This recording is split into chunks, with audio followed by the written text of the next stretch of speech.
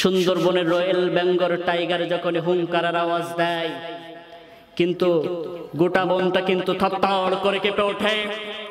আমরা সেই মুসলমান, আমরা সুন্দরবনের রয়্যাল বেঙ্গল টাইগারের সাথে লড়াই করে বেঁচে থাকি।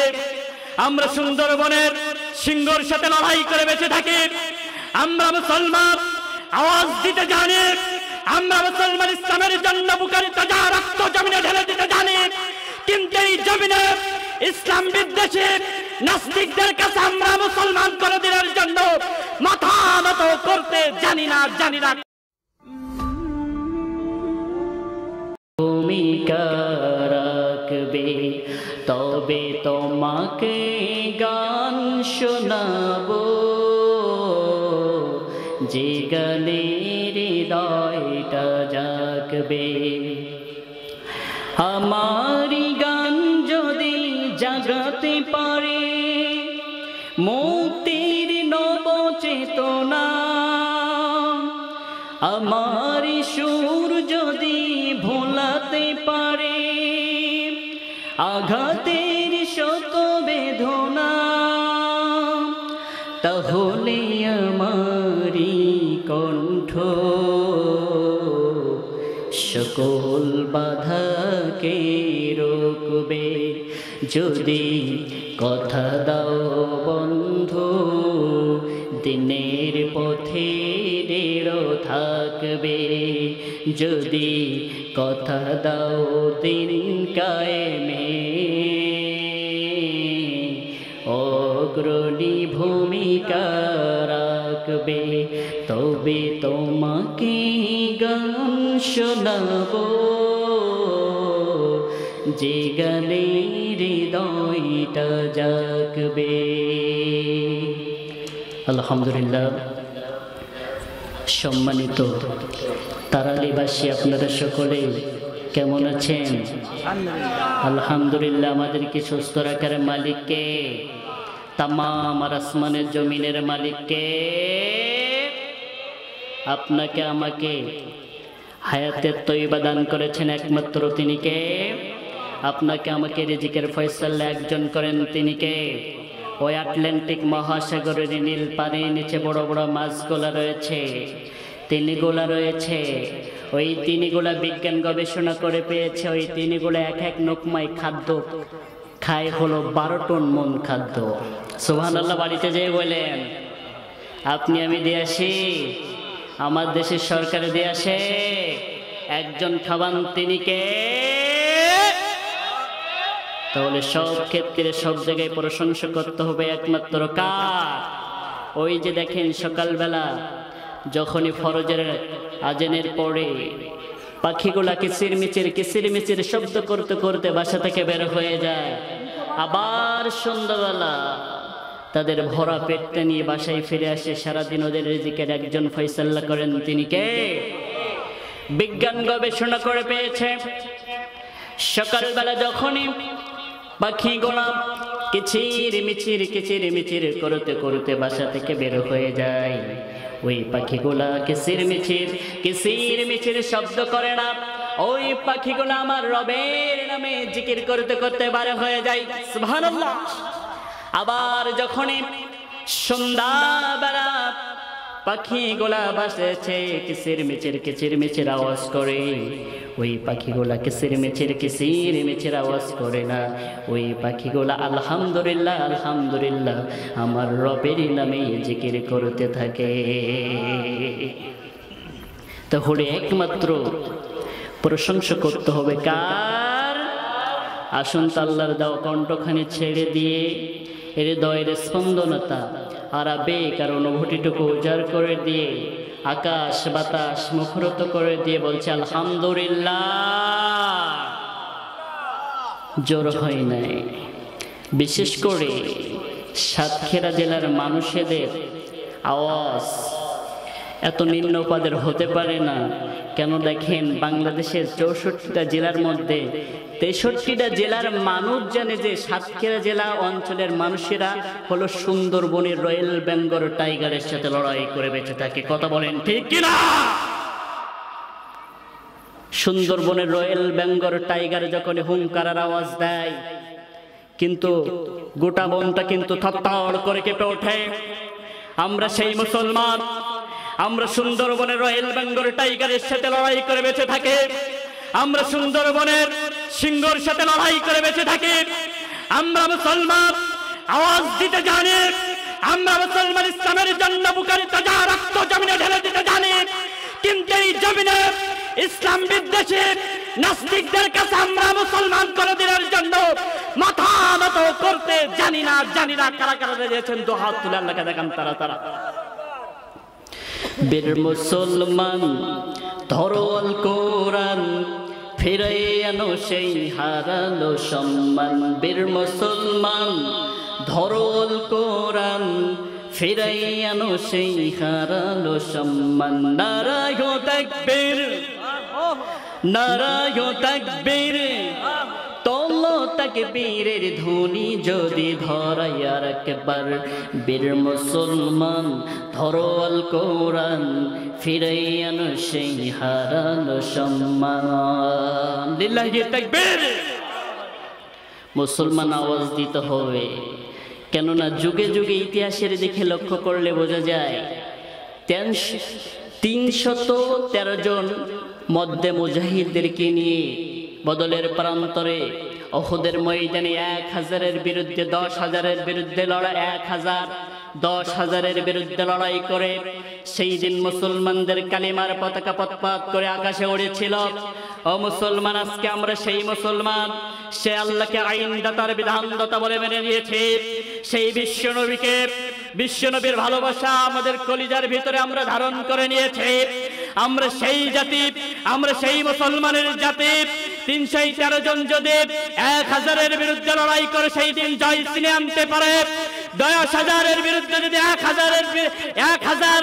10,000-এর বিরুদ্ধে যদি লড়াই করে সেই দিন জয় ছিনিয়ে আনতে পারে, আমরা এখানে সংখ্যায় কম থাকতে পারি, কিন্তু আমরা জয় ছিনিয়ে আনতে চাই। কারা কারা বেঁচেছেন তো হাত তুলে এলাকে দেখান তারা। আমাদের শরীরে খাব্বাবের রক্ত প্রবাহিত, আমাদের শরীরে ওসমানের রক্ত প্রবাহিত, আমাদের শরীরে আলীর রক্ত প্রবাহিত, আমাদের শরীরে ওসমানের রক্ত প্রবাহিত।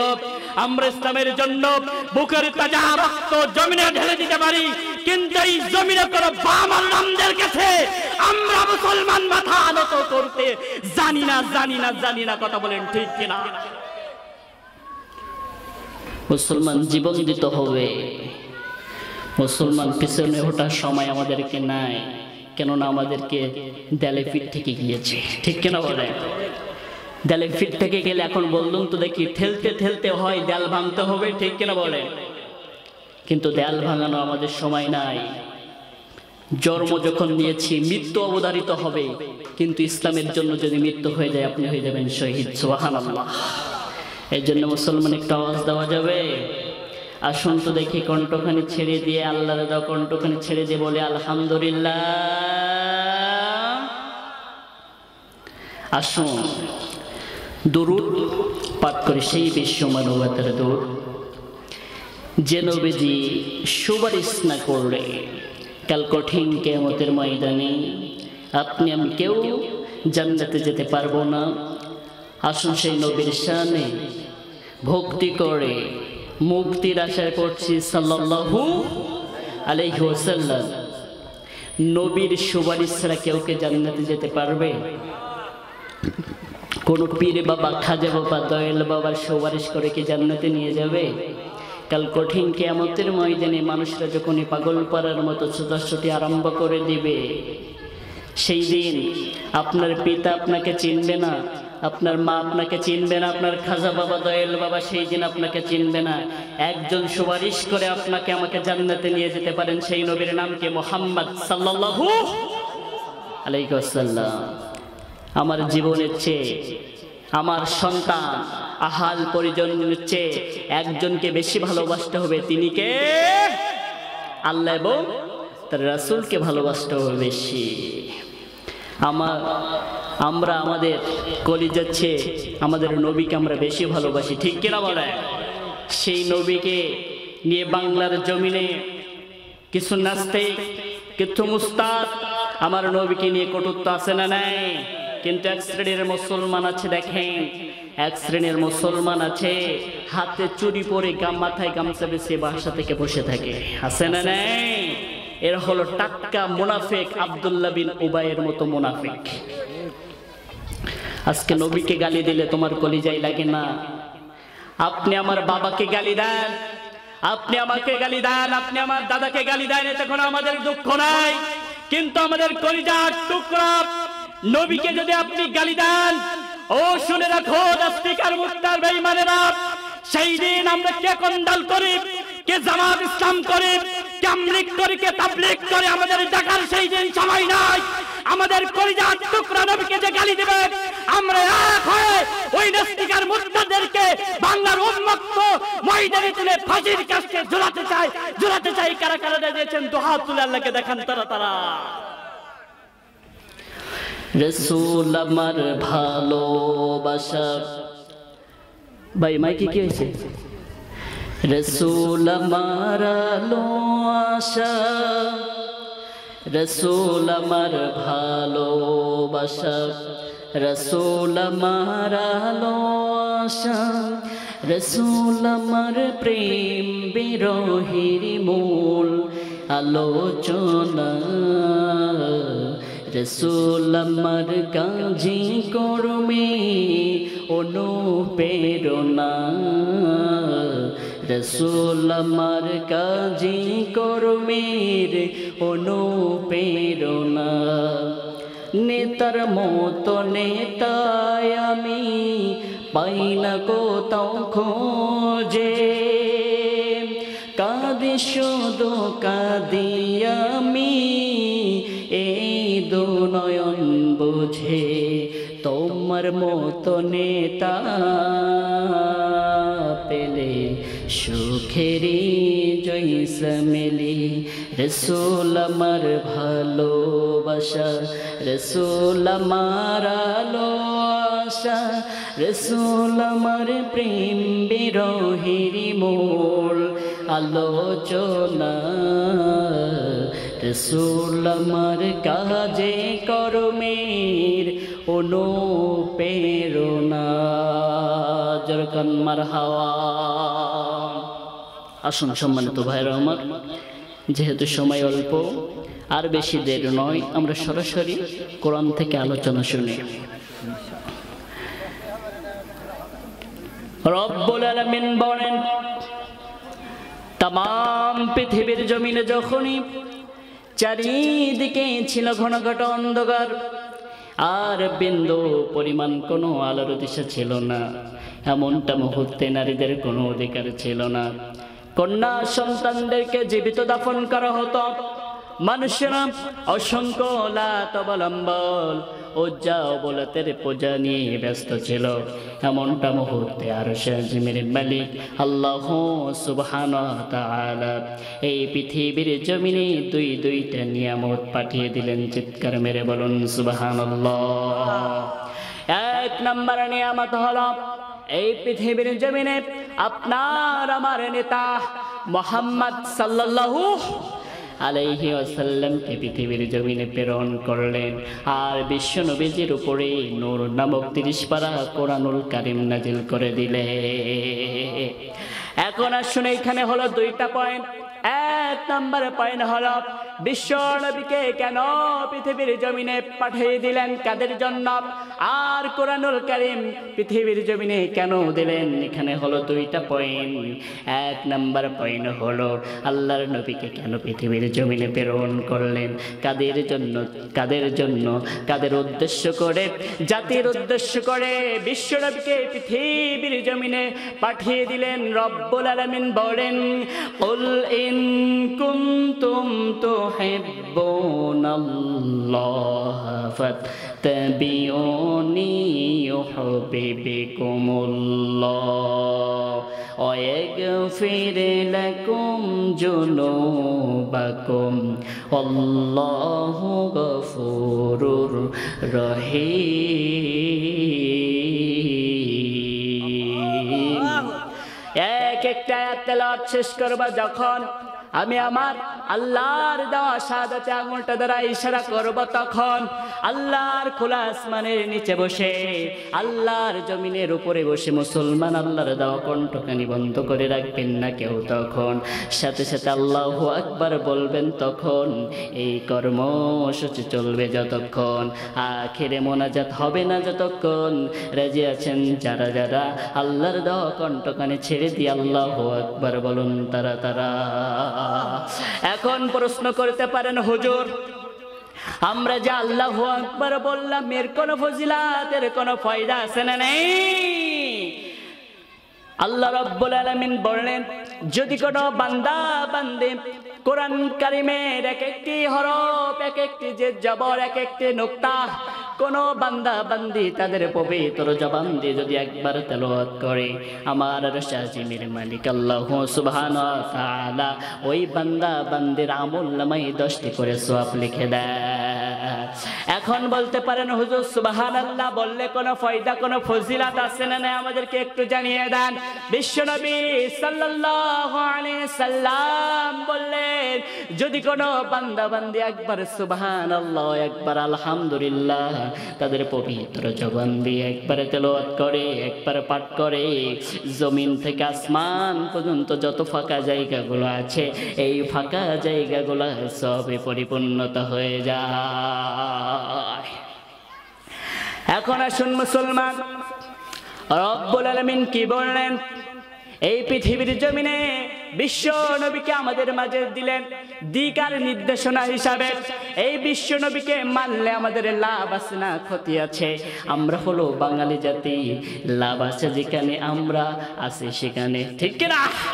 এই জন্য আসুন বিশ্ব নবীকে মানলে আমাদের লাভ না ক্ষতি আমরা একটু জেনে নিই।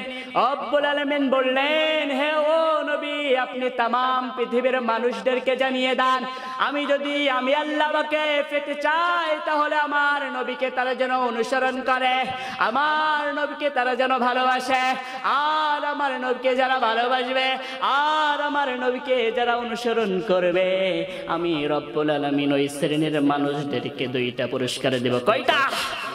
আরো আওয়াজ দিয়ে বলুন, কয়টা? 2টা পুরস্কার দেব।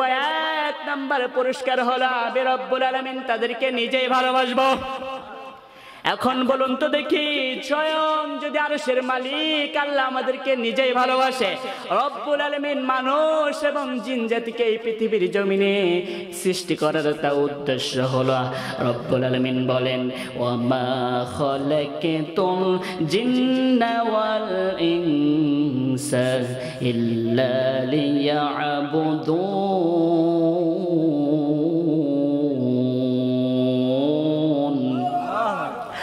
রব্বুল আলামিন বলেন, পৃথিবীর জমিনে মানুষ সৃষ্টি করেছি, জিন সৃষ্টি করেছি, আমার উদ্দেশ্য হলো আমার ইবাদত আর গোলামি করার জন্য। কিসের জন্য?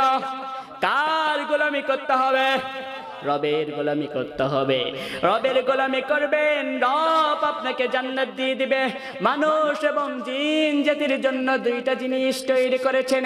1 নম্বরে হলো জান্নাত আর 2 নম্বরে হলো জাহান্নাম। এখন আপনাদের কাছে প্রশ্ন করতে চাই, এখানে যত মানুষ আছে কে কে একটু জাহান্নামে যাবেন? হাত তুলেন। কেউ জাহান্নামে যাবেন? ভাই বুঝতে পারি নাই, কেউ জাহান্নামে যাবেন নাকি? কেননা আগুনের ভয় আছে না নাই? আপনাকে যদি বলা হয় একটা মোমবাতির উপরে আপনি 5 মিনিট হাত রাখবেন, আপনাকে 1000 টাকা দেওয়া হবে, কেউ রাজি হবে? আপনি আমাকে বলবেন, হুজুর আমার টাকার প্রয়োজন নাই, আমার হাত আগে। আপনাকে যদি বলা হয় আপনার একখানা পা চুলার ভিতরে পুরে দিবেন, কেউ রাজি হবে? 1 লাখ টাকা দেওয়া হবে, কেউ কি রাজি হবে? দুনিয়ার আগুনের ভয় আছে না নাই? কিন্তু জাহান্নামের আগুন কি আমার চুলার আগুনের মতো? জাহান্নামের আগুন কি আমার মোমবাতির আগুনের মতো? রব্বুল আলামিন জাহান্নামের আগুনকে 3000 বছর জ্বালাতে জ্বালাতে গাঢ় করে ফেলেছে। তাহলে কত ভয়ঙ্কর জাহান্নামের আযাব আছে না নাই? এই জন্য আমি যখনই বলবো কে কে জান্নাতে যেতে চান, সবাই এক বাক্যে বলবে আমরা সকলে জান্নাতে যেতে চাই, ঠিক কিনা? এই জন্য জান্নাতে যেতে হলে জান্নাতের কাজ করার প্রয়োজন আছে না নাই? ওই রবের ইবাদত আর গোলামি করতে হবে, আর বিশ্বনবীর আদর্শগুলা, বিশ্বনবীর সুন্নাতগুলা, বিশ্বনবীকে ভালোবাসতে হবে, বিশ্বনবীকে অনুসরণ করতে হবে। তাহলে আমার রব্বুল আলামিন দুইটা পুরস্কার দেবে। এক নাম্বার পুরস্কার হলো আমার রব আপনাকে ভালোবাসবে, আর আপনি আমার রব্বুল আলামিন যদি আপনাকে ভালোবাসে, আপনি রবের কাছে ভালোবেসে জান্নাত চাইবেন না জাহান্নাম চাইবেন? আপনি একটা বন্ধুকে অনেক ভালোবাসেন, বন্ধুর কাছে আপনি একটা জিনিস চেয়েছেন, বন্ধুকে আপনাকে ফেরাবে? বন্ধু ফেরাবে না। তাহলে রব যদি আমার বন্ধু হয়ে যায়, তাহলে রবের বন্ধু হতে হলে বিশ্বনবীর আদর্শ আর বিশ্বনবীর সুন্নাতগুলো মানার প্রয়োজন আছে না নাই? আর দ্বিতীয় নম্বরে হলো যারা আমার বিশ্বনবীকে অনুসরণ করবে, যারা আমার বিশ্বনবীকে ভালোবাসবে, ওই শ্রেণীর মানুষদেরকে আমি রব্বুল আলামিন তামাম জিন্দেগির গুনাহ খাতা ধুয়ে মুছে সাফ করে দিব।